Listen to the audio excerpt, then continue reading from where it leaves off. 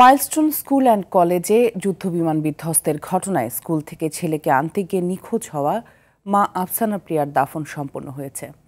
গতকাল বিকেলে সিএমএইচে ডিএনএ পরীক্ষার পর তার পরিচয় নিশ্চিত হওয়া যায়। এরপর তার স্বজনরা মরদেহটি আনতে হাসপাতালে যায়।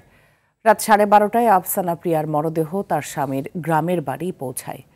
খবর শুনে শেষবারের মতো দেখতে ছুটে আসে তাদের গ্রামসহ দূর দূরান্তের লোকজন। এরপর মেদিয়া আশুলিয়া পশ্চিম পাড়া হাফিজিয়া মাদ্রাসা মাঠে জানাজা শেষে রাত 1:30টায় পারিবারিক কবরস্থানে তাকে দাফন করা হয়। আফসানা প্রিয়ার মৃত্যুতে পরিবারে এখনো চলছে শোক।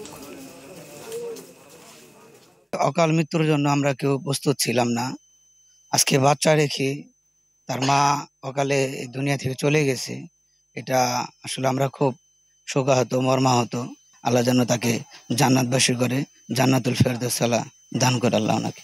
আমার ছোট বোন, ও এভাবে চলে যাবে আসলে আমাদের ধারণা ছিল না। আল্লাহ জানি ওকে জান্নাতবাসী করে। সবাইকে মৃত্যুবরণ করতে হবে, তাই আল্লাহ পাক তাকে জান্নাত নসিব করুক, এই দোয়া আমরা সকলে করি। এটা খুব দুঃখজনক, আসলে খুব কষ্ট লাগে। একটা বাচ্চা আছে, এটা খুব কষ্টে। দর্শক, এই মুহূর্তে গাজীপুরের কালিয়াকৈর থেকে সরাসরি যুক্ত হচ্ছেন সহকর্মী কামাল হোসেন বিপ্লব। কামাল, আফসানা প্রিয়ার দাফন তো তার স্বামীর গ্রামের বাড়িতে সম্পন্ন হয়েছে, স্বজন প্রতিবেশীরা কি বলছেন?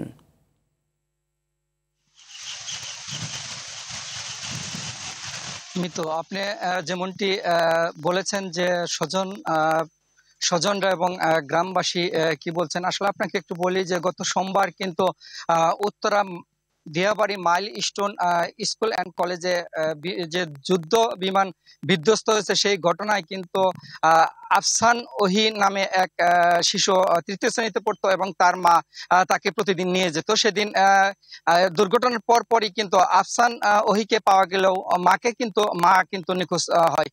3 দিন পর সেই সিএমএস এর তার মরদেহ শনাক্তের পরে গতকালকে রাত 12:30টায় কিন্তু এই কালিয়াকৈর উপজেলা চাপার ইউনিয়নের মেদিয়াশলাই গ্রামে লাশ পৌঁছায় এবং লাশ পৌঁছানোর পর থেকেই এই নেমে আসে।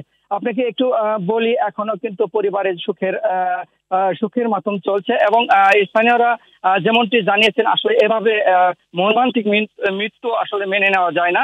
তবে আমি একটি কথা বলি, এখানে যে পরিবারটি রয়েছে সেই পরিবারের এলাকায় যে গণমাধ্যম রয়েছে, গণমাধ্যমে অভিযোগ করেছেন তাদের কিন্তু ভেতরে যাওয়া দিচ্ছে না এবং তাদের বক্তব্য নিতে দিচ্ছে না এবং তাদের কবরের ছবি বা বিভিন্ন ছবি নিতে দিচ্ছে না বলে অভিযোগ রয়েছে।